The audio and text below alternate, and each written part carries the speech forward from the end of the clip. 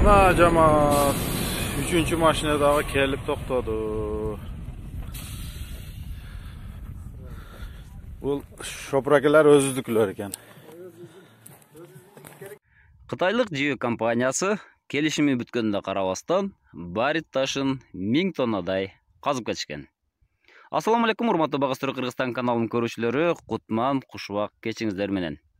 Сиздер менен бүгүн барит ташын ташып кеткен кытайлар жөнүндө сөз болмокчу.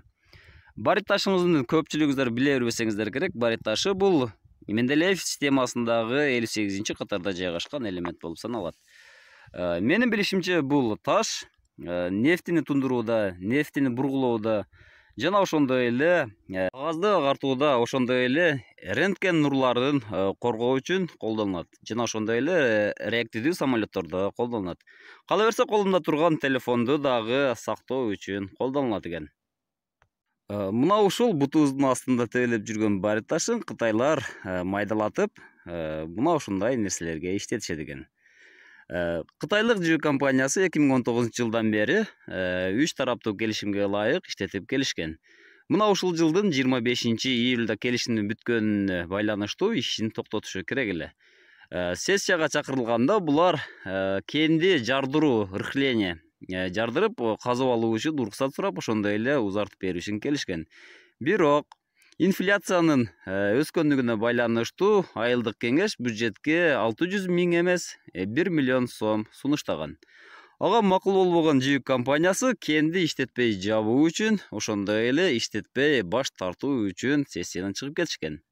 Бирок ошого карабастан бул кенди алар казып иштете беришкен, ташый беришкен. Бизге келип түшкөн маалымат боюнча чыгып текшергенде төмөнгүндөгүчө окуяга туш болушкан.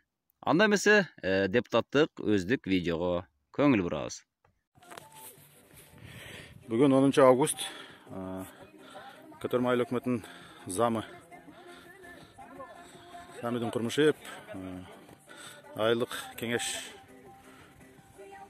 төрагасы Бактыбаев Бакыт ака туруктуу комиссиянын төрагасы мен Кушубаев Султанали.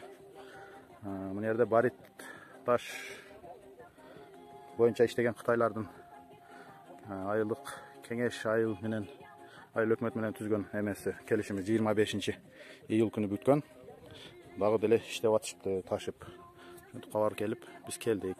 Келип мына үстүндө туттук. Туттук көрүп тартып жаткан кезибиз. Анаке. Вакытыга этият болупчуң.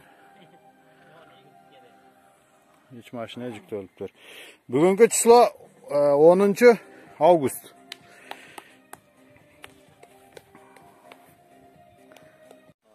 Ya bu 16 tonna, 18 tonna деп атпайм.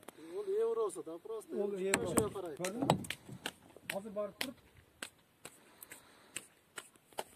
Улам алда. Примерно алда.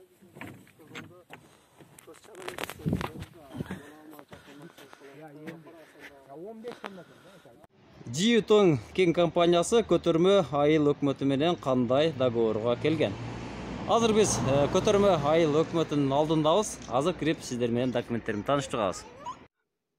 Баткен дубанынын Кадамжар районуна Көтөрмө айыл айымбагынын Көтөрмө айылынын Сасык участкасында жайгашкан барит кени иштетүүгө берилген лицензиянын мыйзамдуу ээси болгон жер казынасын пайдалануучу компания. Кыргыз Республикасынын мыйзамдары боюнча катталган ишмердүүлүгүн жүргүзгөн юридикалык жак Жиютон кен компаниясы менен Көтөрмө айыл өкмөтүнүн 2020-жылдын 25-июлунан 2021-25-июлуна чейин макулдашуу түзүлдү. Мына ушул документте көрсөтүлгөндөй иштерди Кыргыз Республикасынын мыйзамдарында талап кылган жарамдуу лицензиялар, уруксат берүүчү документтер жана макулдашуулар болгондо гана аткарууга милдеттүү деп жазылып турат келишимде. Колубуздагы протокол бул барит ташын сыноодон өткөн, анализден өткөн жыйынтыкты көрүп турабыз. Биздеги барит ташы мына ушундай жыйынтыктагы таш. 79,35% барит таштын түзөт. Барит ташын кызыгып базардагы баасын билип көрөлү. Бишкектеги интернеттеги баа боюнча барит ташы мында 19 сом деп жазылып турат. Оптом дүң баасы 17 сом. Бул жөн гана базардагы баа. Калган 20%-ын 40-ка жакын элемент түзөт. Мында молибден, алтын жана башка көптөгөн элементтер бар.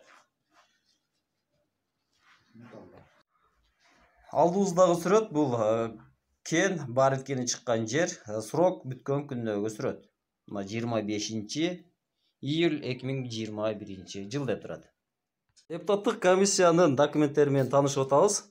Мынанда келишим, мынанда кароолдун түшүнүк берген каты.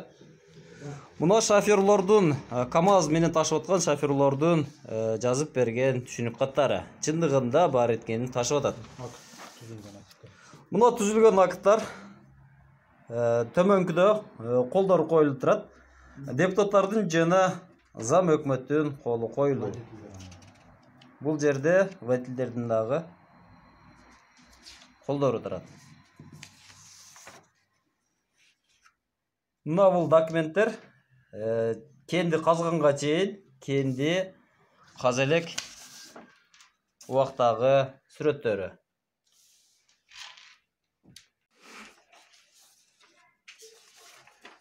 Мына туугандар жогоруда мыйзамсыз иш аракетти көрүп аткан компаниянын ишмердүүлүгү боюнча көрсөтүү болду. Бул боюнча акт түзүлүп, ровдага өткөрүп берилген. Буйруса сот өз чечимин чыгарат деген ишеништебиз. Оң жагына чечет деген ишеништебиз. Сиздер менен Багыстыруу Кыргызстан каналы болду. Тынч аман болуңуздар.